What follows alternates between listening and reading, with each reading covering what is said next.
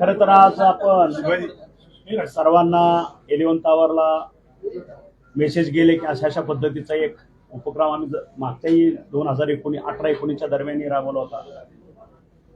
खरं तर ही दुःखद घटना आहे आणि हे तुम्हाला मेसेज कुठल्या कारणासाठी तुम्हाला या ठिकाणी बोलवलं गेले तुम्हाला समजल्या ज्या पद्धतीनं जी आस्था दाखवून माझे सर्व पत्रकार बंधू इलेक्ट्रॉनिक मीडिया मधले माझे सर्व सहकारी ज्या तडपेनं पोटतिडकीनं तुम्ही आलात आणि जवळपास छत्रपती येणार होते म्हणून तुम्ही वाट पाहिली, जवळपास अर्धा पाऊण तास तुम्ही वाट बघताय आणि मी मगाशी आपल्याकडे येऊन गेलो.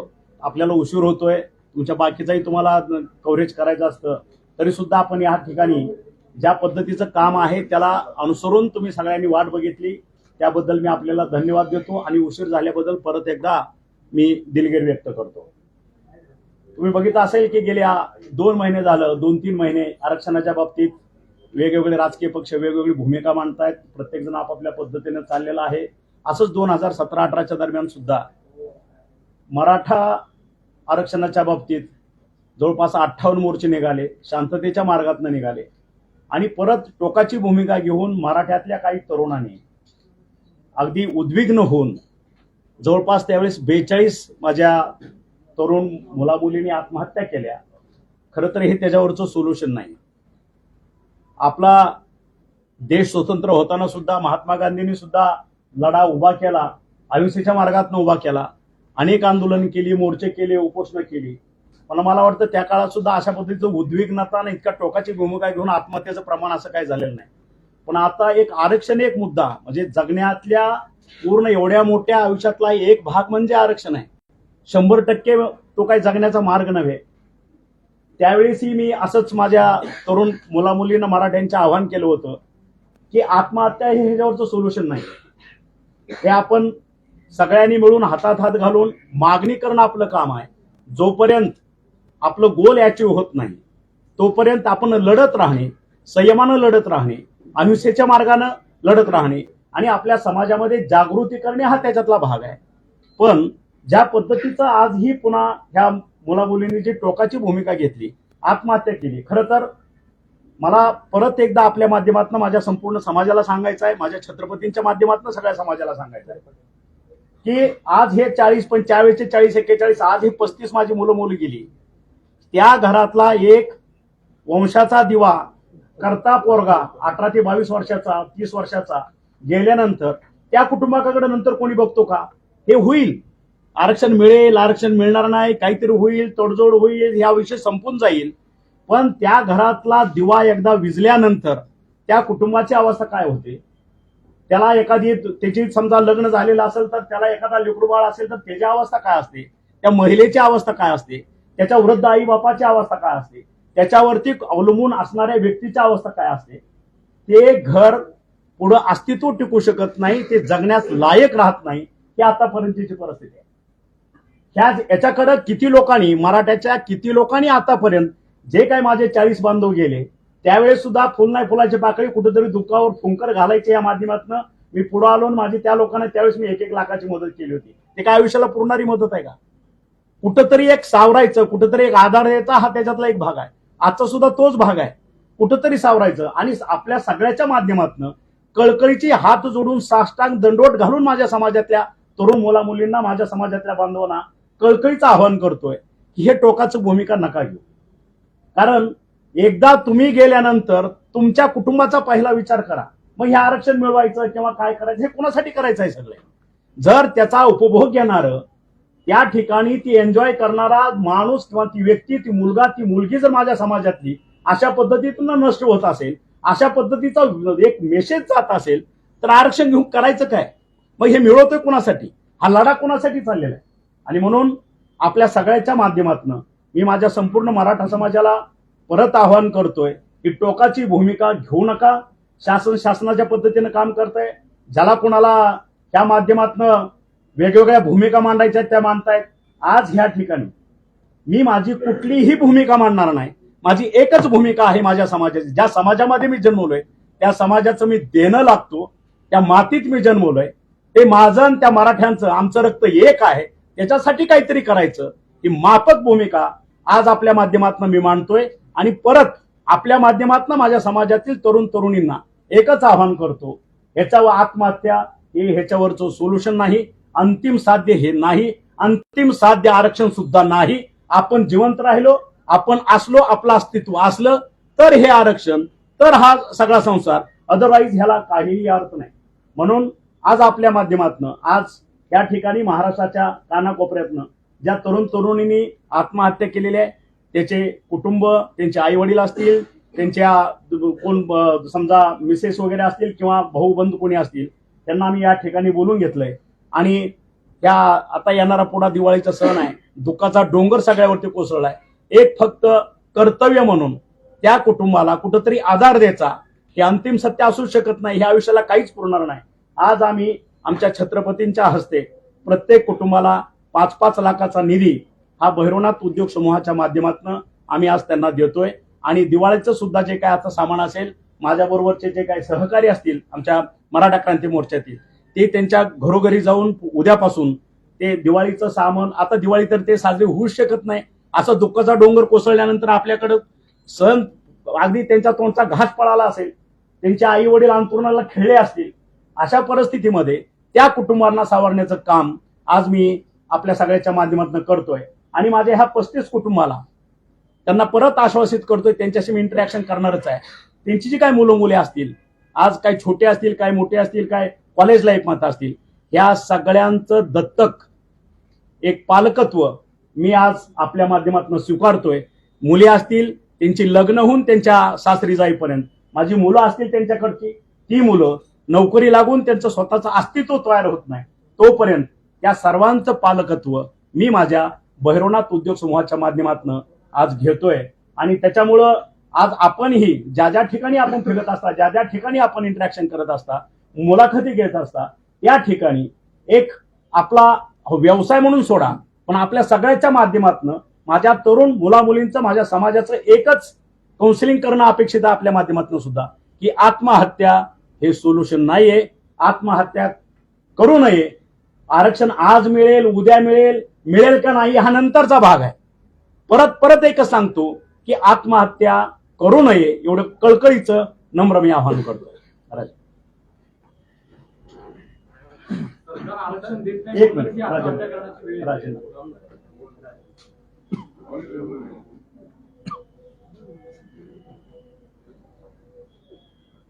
आज सकाळी नामदार डॉक्टर तानाजी सावंतांचा मला फोन आला. मी खऱ्या अर्थाने पुण्याहून मुंबईला निघालो होतो आणि त्यांनी मला सांगितलं की राजे, कुठल्याही परिस्थितीत आपण जायचं नाही, कारण का ज्या मराठा समाजातल्या मुलांनी आपल्या समाजासाठी ज्यांनी बलिदान दिलेलं आहे, आपला जीव दिलेला आहे, या घरच्या लोकांना आम्हाला काहीतरी भैरवनाथ समूहाच्या माध्यमातून मदत करायची. आणि म्हणून मी थांबलो हे निश्चित आहे. पण इथं येत असताना मला अत्यंत दुःख वाटत होतं.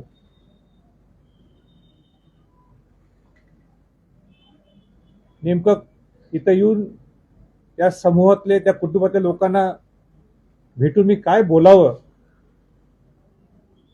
हा सगळा डोंगर माझ्या समोर येत होता. पण कुठंतरी आपण पुढे यायला पाहिजे, प्रबोधन करायला पाहिजे. महाराष्ट्रातल्या समाजातल्या लोकांना तितकं सांगणं गरजेचं आहे की आत्महत्या हा काही पर्याय नाही आहे. ज्या शिवाजी महाराजांनी आपल्याला स्वराज्य मिळवून दिलं, ज्या शिवाजी महाराजांनी आपलं स्वराज्य हे सुराज्य व्हावं ही शिकून आपल्याला दिली, ज्या शिवाजी महाराजांनी आपल्याला लढायला शिकवलं आपल्या स्वराज्यासाठी, आणि स्वराज्याचे अनेक पैलू आहेत.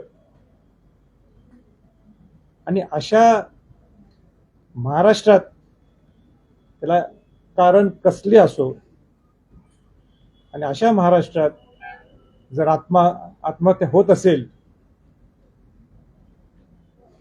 कुठल्याही अँगलने ते प्रवृत्त होत असेल आत्महत्या करायला, हे बरोबर नाहीये. त्या घरच्या कुटुंबांना तर भेटूच, पण या महाराष्ट्रातल्या सगळ्या बंधू भगिनींना मला सांगायचंय, त्या विद्यार्थ्यांना सांगायचंय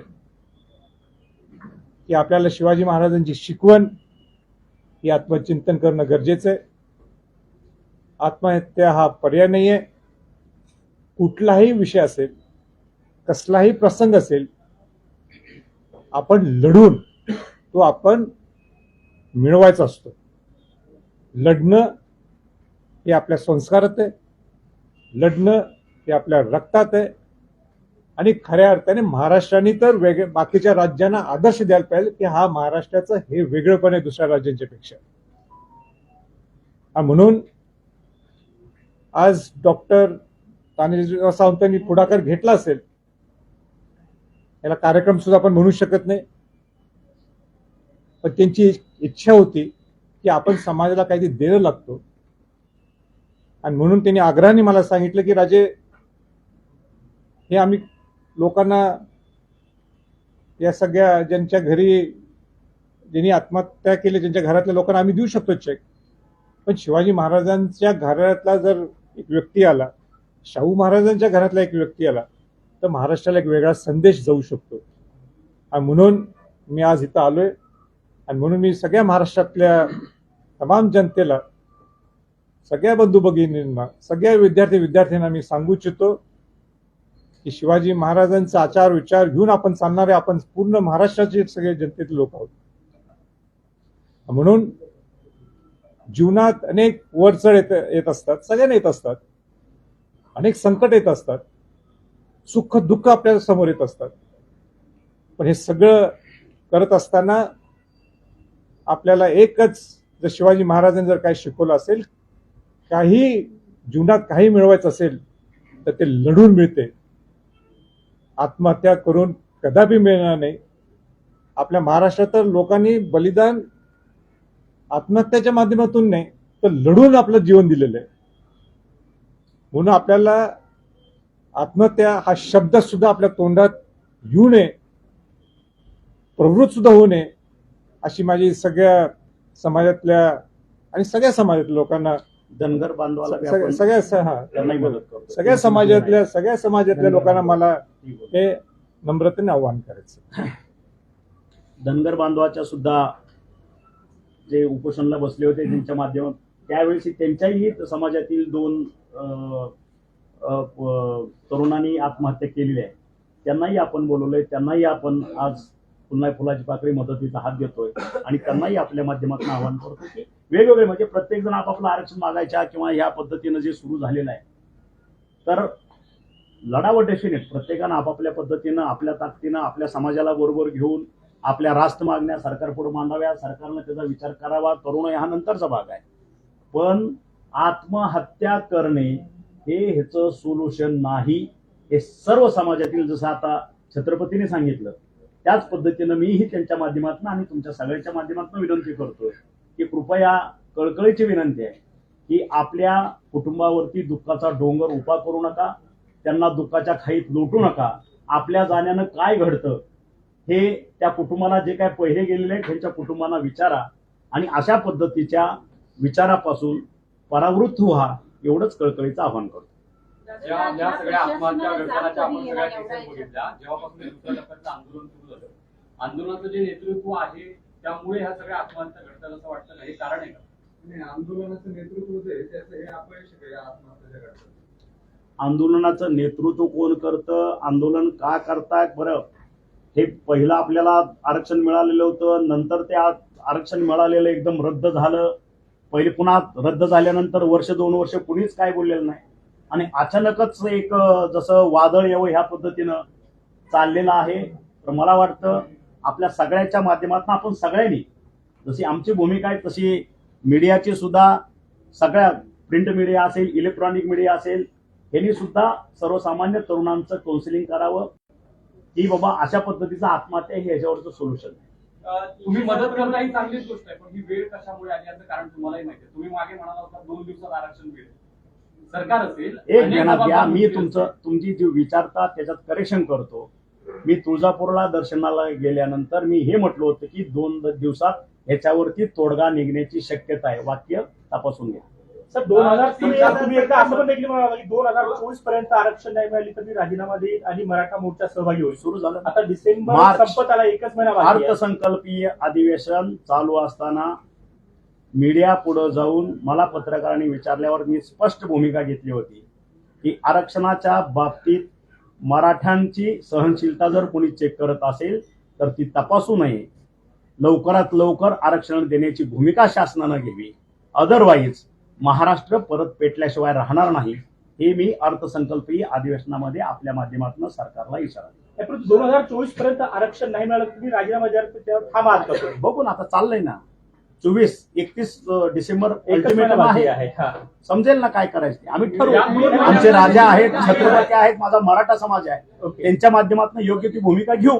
या 2 महिन्यात मदत मिळेल असं वाटतं का तुम्हाला? या 31 तारखेपर्यंत हे सरकार आरक्षण देणार आहे. एक लक्षात घ्या, जर तरच्या भूमिका त्या गोष्टीवरती मी काय भविष्यवाणी नाही किंवा भविष्यात नाही, मी काय कुठला पंचांग घेऊन बसलेलो नाही. हा लढा आहे. जरी मंत्री असलो हा लढा आहे आणि कायदेशीर काही बाबी आहे. आलं लक्षात. आज एका पद्धतीनं आपण शासनाला इतकं तुम्ही दमछाक करून सोडणार की आरक्षण आत्ताच द्या, आत्ता कागदावरती लिहून घ्या. पण जे काय लिहून द्याल किंवा जे काय शासन म्हणून जर करायला जाल तर ते कायद्याच्या चाकोरीत ज्युडिशरीमध्ये ते टिकलंही पाहिजे. पहिला जसं दूध पोळलं की ताक फुंकून प्या असं जमवतो, पहिलं एवढं टिकवलेलं आरक्षण देवेंद्र फडणवीस साहेबांनी दिलेलं आरक्षण त्यांनी हायकोर्टात टिकवलं. सुप्रीम कोर्टात का टिकलं नाही ह्याचा जाब मला मीडिया कोणीच विचारलेला दिसत नाही आतापर्यंत. सुप्रीम कोर्टात का टिकलं नाही तेही बाजू ऐकून घेतली पाहिजे. का टिकलं नाही ते सुप्रीम कोर्टात आरक्षण मराठ्यांना दिलेलं.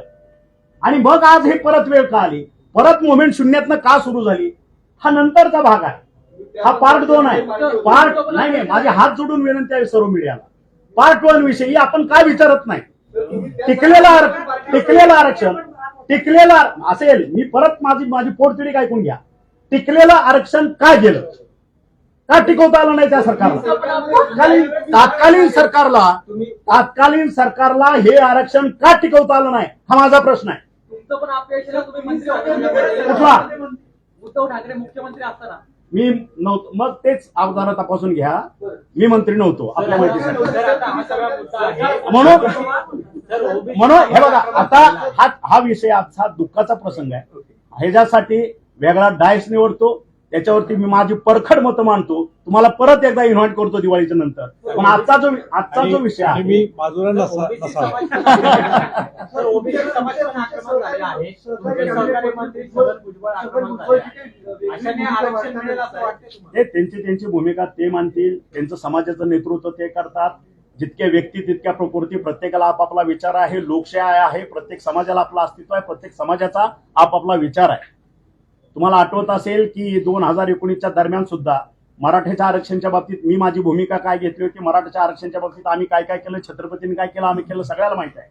त्याच्यानंतर धनगर आरक्षणासाठी सुद्धा मी लीड पार्ट घेतला होता. मी सर्व धनगरांना घेऊन, उद्धव ठाकरे साहेबांना घेऊन, आमचे तात्कालिक पक्षप्रमुख देवेंद्रजी फडणवीस मुख्यमंत्री ते त्यांच्याकडे गेलो. त्या ठिकाणी धनगड आणि धनगर ह्या शब्दाचा जो काही तिढा चाललेला होता त्या पद्धतीचं एक ऍफिडेव्हिट महाराष्ट्र शासनातर्फे कोर्टात द्यायला लावलं. हायकोर्टामध्ये ती केस चालू आहे. याचा अर्थ मी फक्त मराठ्यांसाठीच करतो असं नाहीये. ज्या ज्या समाजावरती अन्याय होतो, ज्या ज्या समाजाला जे जे पाहिजे त्यांच्या फ्रेममध्ये राहून जे जे मिळालं पाहिजे ते मिळालंच पाहिजे. हे छत्रपतींच्या साक्षीनं मी सांगतोय. आलं लक्षात. कारण हे महाराष्ट्र आहे. आलं लक्षात. 18 पगड जात 12 बलुतेदार घेऊन जाणारी, हातात हात घालून गाव गाडा चालवणारी महाराजांनी दिलेली शिकवण हे असे आहे. हे ध्यानात घ्या. त्याच्यामुळं मी ह्या समाजाचा आहे म्हणून मी माझंच काहीतरी रेटत बसतो. मग त्या समाजावरती अन्याय झाला तर चालेल. ह्या मानसिकतेचे ना राजा आहेत ना आम्ही आहे. ज्याचा चौकटीत राहून ज्याचा जे हक्काचं आहे ते त्याला मिळालेलं पाहिजे. कुणावरती या ठिकाणी अन्याय होता कामा नाही. ह्या मताचा मी विषय केला. छगन भुजबळांच्या मानसिकतेविषयी विषयी तुम्हाला काय म्हणायचं त्यांनी ज्या पद्धतीने- हे बघा, म्हणून सांगितलं मी कुठला सायकिट्रिस्ट नाही की कुणाच्या मानसिकतेविषयी विचार करायचा. आजची घटना ही दुःखद घटना आहे. या ठिकाणी आपल्या सगळ्यांच्या माध्यमातून मी आपल्या सर्व समाजांना, मग धनगर बांधव असतील किंवा मराठा बांधव, आज आंदोलनाच्या तयारीत आहे किंवा जे सुरू आहे, आत्महत्या जे चालू आहे, हे कुठेतरी थांबल्या पाहिजे. ह्याच्या मागचं साधं एक मागणं आहे आणि आपल्या माध्यमातून महाराष्ट्र पुढे मांडावं, त्याच्यासाठी मी आपल्याला कळकळीने ह्या ठिकाणी बोलतो. शिवाजी महाराजांचा आदर्श सांगतात, मग राजकारणी का आदर्श घेत नाहीत आणि आता त्याच्यावर तुम्ही काय बोलू? पण खालचा आजचा महत्वाचा जो कार्यक्रम आहे मुख्य, एक मिनिट, वितरणाचा जो आहे तो खाली घेऊया आपण. आणि सगळे आपले बांधव थांबलेले